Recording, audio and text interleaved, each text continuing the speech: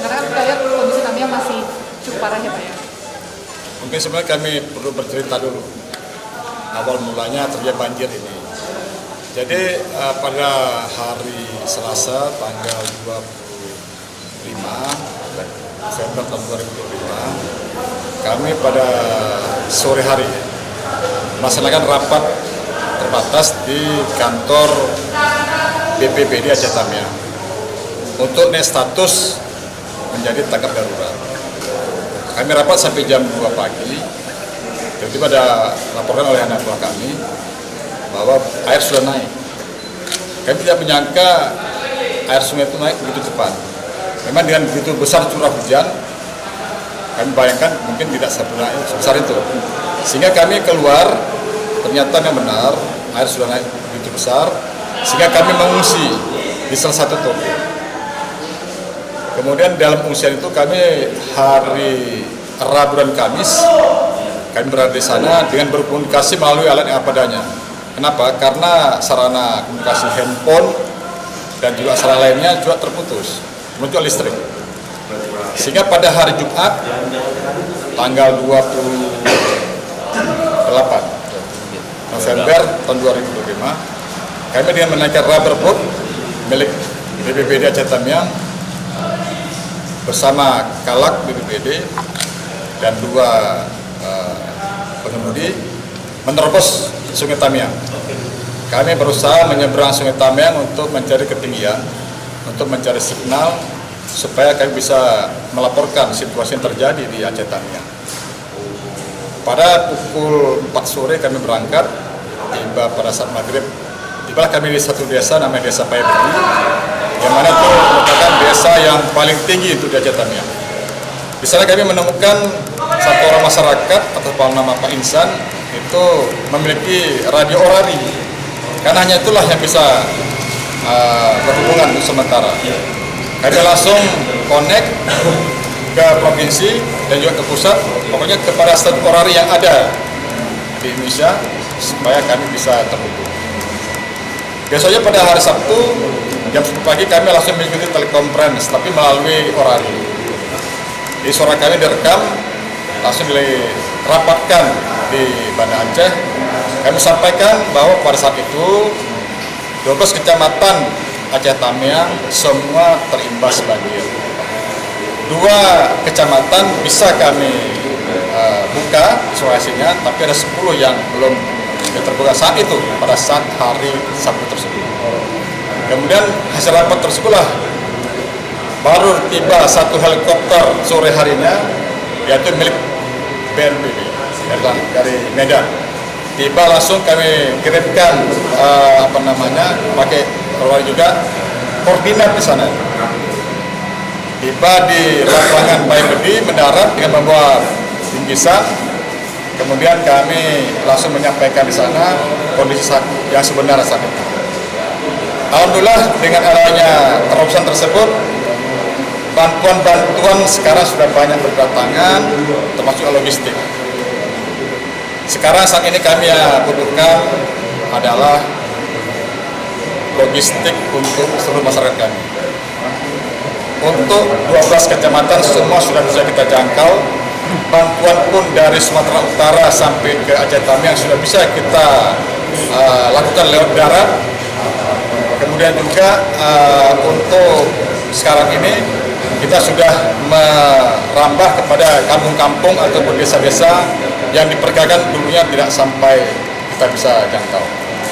Maka tadi kami sampaikan bahwa kami membutuhkan sarana transportasi yang besar untuk bisa menyalurkan bantuan ini.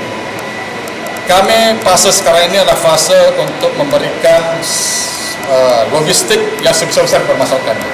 Memang ada masyarakat kita satu kampung itu hilang dan mereka perlu kita lindungi dengan mendirikan beberapa tenda-tenda perlindungan. Ada juga masyarakat kami mungkin yang istilahnya itu perorangan belum mendapatkan logistik, tetap kami akan layani terus dengan cara melakukan patroli baik TNI dan Polri untuk melaksanakan pendeteksian tersebut. Saya kira dalam waktu beberapa hari ke depan ini bisa kita atasi. Maka kita masuk pada fase berikutnya, itu fase untuk bagaimana para pengungsi tersebut untuk bisa kita lindungi dengan cara mendirikan posko-posko atau tenda-tenda untuk mereka bisa berlindung. Karena bagaimanapun juga mungkin ada yang tidak punya rumah dan sebagainya, ini harus kita layani semua. Sampai juga logistik tersebut. Kita sekarang ini berada di Rumah Sakit Umum Aceh Tamiang. Terima kasih kepada Pak Dandim yang sudah melakukan pembersihan. Kita nanti akan melakukan juga pendirian rumah sakit sementara di sini. Karena itu kebutuhan masyarakat sangat penting untuk rumah sakit. Karena kesehatan itu penting sekali. Apalagi pasca banjir, pasti banyak penyakit yang akan menyerang masyarakat kita. Sehingga dengan adanya dibukanya rumah sakit ini, jadi beberapa bantuan dari pemerintah maupun dari rekan-rekan yang lainnya untuk bisa untuk sebagai sarana pemberian kesehatan kepada masyarakat bisa kita akses di sini. Saya terima kasih kepada Bapak Kaban BNPB yang telah langsung memberikan bantuan sebelumnya kepada kami. Dan insya Allah ini akan kami manfaatkan sebesar-besarnya. Mungkin demikian sebentar dari saya, bagaimana dari awal kita sampai sekarang bahwa kita sudah masyarakat upaya-upaya, dan yang pasti pemerintah berada di tengah-tengah masyarakat. Pimpinan daerah tidak pernah meninggalkan masyarakatnya. Kami bersama-sama menderita, bersama-sama membangun kembali kabupaten ini. Itu yang harus kita catat. Dan kami tidak pernah mengenal kata menyerah. Kami adalah seorang petarung untuk bisa menyelesaikan masa-masa terjadi di sini. Kemudian juga kalau ada isu-isu informasi katanya ini kota Jambi, ini kita kurang ini, kurang itu ada segelintir orang yang mencoba memperkeruh suasana. Sebenarnya nggak ada itu. Semua sudah kita layani. Memang mungkin ya dalam tahapan pemberian logistik itu ada mungkin masyarakat yang belum mendapatkan itu. Saya sudah sampaikan kalau orang per orang itu memang kesulitan kita memberikan bantuan. Maka saya sampaikan coba dirikanlah posko-posko penampungan. Pasti akan kita salurkan ke sana. Saya sudah perintahkan para camat, kepada kepala-kepala desa, kita ada punya 216 kepala desa, sudah kita perintahkan untuk membangun posko-posko penampungan. Camat juga kami dorong juga untuk mengambil logistik untuk mengirim ke desa-desa yang menjadi wewenangnya untuk bisa mereka berikan bantuan. SOP ini sudah berjalan. Termasuk juga ada orang yang meninggal, kami fardu kifayahkan dengan sesuai dengan syariat Islam. Kita bawa mereka ke desa Payabudi, kita mandikan sesuai dengan syariat Islam dengan air yang bersih, juga kami makamkan sesuai dengan syariat Islam di sana. Jadi kami tidak memakam mereka di mana-mana, karena kan syariat Islam kan mandikan orang meninggal yang pakai air kotor nggak boleh itu. Maka kami bawa ke Payabudi, kami mandikan di tempat air yang bersih dan dimakamkan sesuai apa yang sesuai dengan syariat Islam yang kita terapkan di sini. Demikian saya kira sebentar dari saya. Kalau RSUD, pertanyaan dulu, kalau RSUD target apakah ada fasilitas umum lain yang sedang diupayakan untuk difungsikan kembali selain RSUD? Ya, untuk RSUD ini kami targetkan 3 hari selesai. Karena kami kerahkan banyak dari TNI Angkatan Darat untuk bisa kita bersihkan, dan kami rencanakan di sini akan kita dirikan rumah sakit sementara. Di samping juga kita akan juga mendirikan beberapa posko kesehatan di samping para pengungsi yang ada di wilayah Aceh Tamiang. Jadi semua dokter sudah kami kerahkan, maksudnya dokter-dokter bantuan dari luar, dari pemerintah pusat, dari Kementerian Kesehatan, juga sudah datang nih dari Kementerian Kesehatan, juga memberikan termasuk. Jadi sehingga ini semua bisa kita akomodir. Pak, sampai saat ini masih banyak posko-posko mandiri yang didirikan masyarakat, Pak. Terkait minimnya dapur umum, seperti apa itu, Pak? Ya, memang kita terus terang saja untuk tahap mereka itu baru turun atau keluar dari misalnya itu tempat penampungan sementara, itu baru 3 hari ini.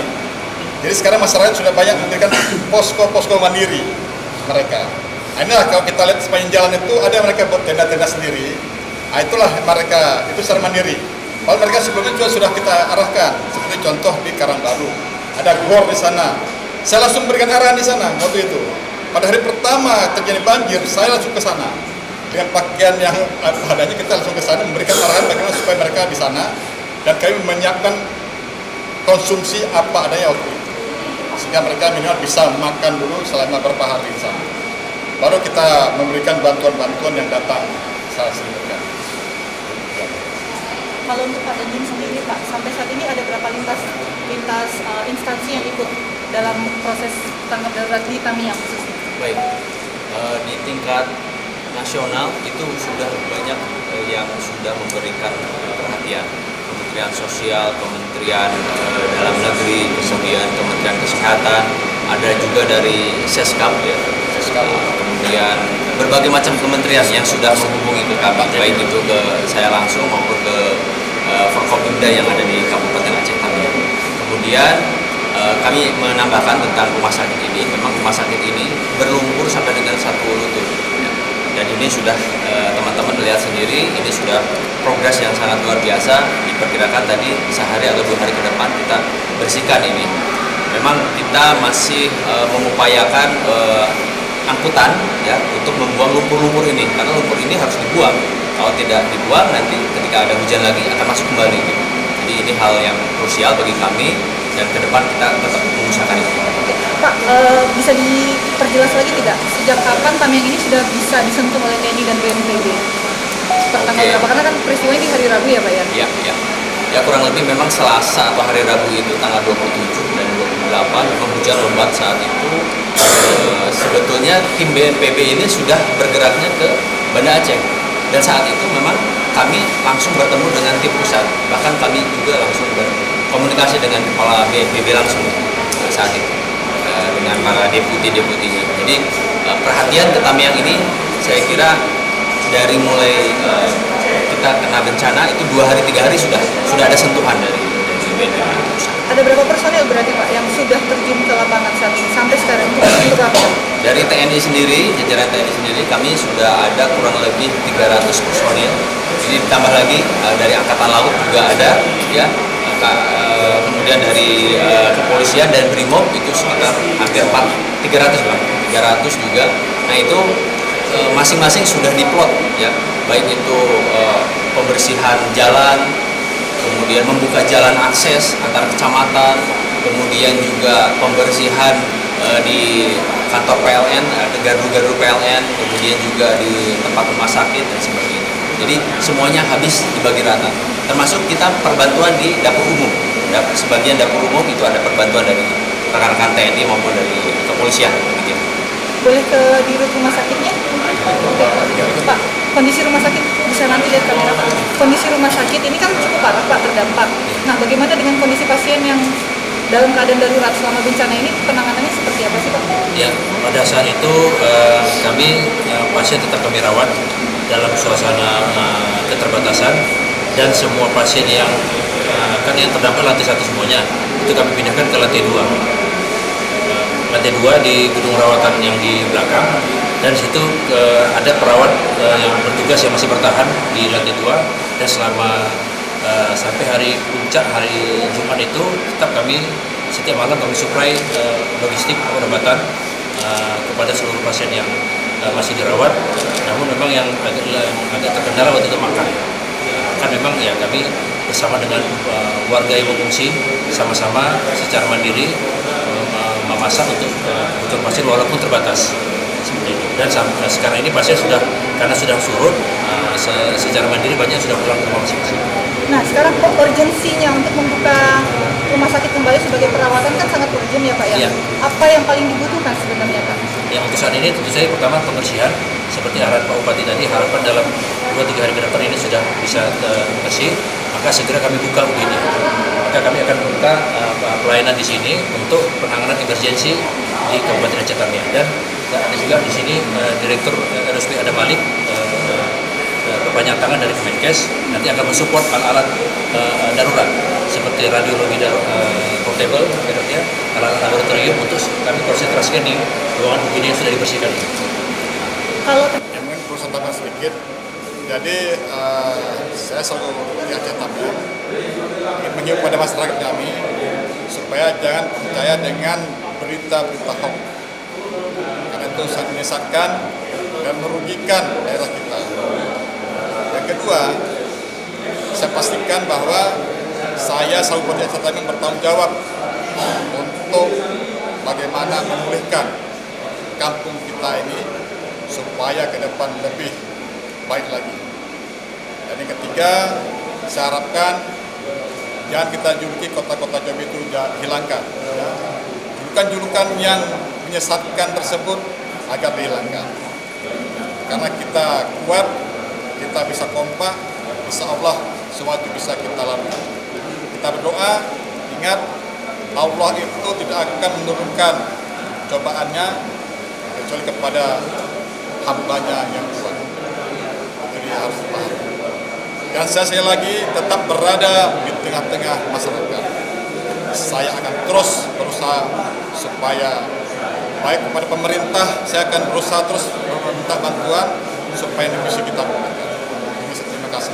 Wassalamualaikum. Pak, dari Rumah Sakit Adam Malik sebagai perpanjangan dari Kemenkes akan memobilisasi berapa tenaga kesehatan untuk depannya? Baik, kami dari RSUP Adam Malik, saya dirinya. Yang pertama tugas kami di sini adalah membuka kembali rumah sakit ini. Tadi sepakat dengan Pak Bupati, 3 hari Pak Bupati, insya Allah kita buka. Yang penting adalah ada progres setiap hari yang kita dapatkan dari pembersihan air dan listrik. Kami juga sebahagian alat, sementara kami akan support dari Rumah Sakit Adam Malik. Dan saya yakin Kementerian Kesehatan juga akan menyupport alat-alat yang rusak di selanjutnya. Hari ini saya membawa 22 orang dan ada 5 orang itu elektromedis. Itu akan melihat alat-alat di sini apakah ada yang masih bisa digunakan. Cuma saya lihat memang semua terendam cukup tinggi airnya di sini.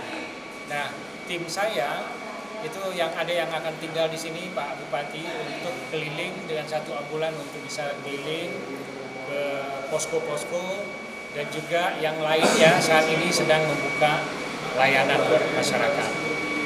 Jadi penting sekali tugasnya adalah membuka rumah sakit ini secepatnya.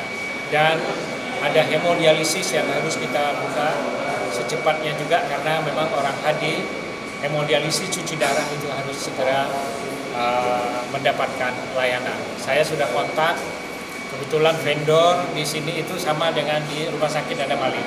Hari Senin mereka akan turun untuk memperbaiki jalur dan memberikan mesin baru. Insya Allah ada tempat nanti di sini dan bisa berjalan dengan baik. Terima kasih banyak. Iya. Kebetulan memang selama periode perawatan sebenarnya kan biasa, namanya dalam perawatan ada yang meninggal. Kemarin waktu itu air masih tinggi. Kami terkendala untuk mengevakuasi jenazah yang pasien yang meninggal pada fase air masih tinggi. Jadi karena waktu itu kami konsentrasinya di lantai 2 semuanya, dan mungkin lantai 1 masih terendam. Jadi setelah air surut kami pindahkan ke lantai 1. Karena ruang jenazahnya pun kan terendam juga. Nah setelah air surut sudah kami makamkan.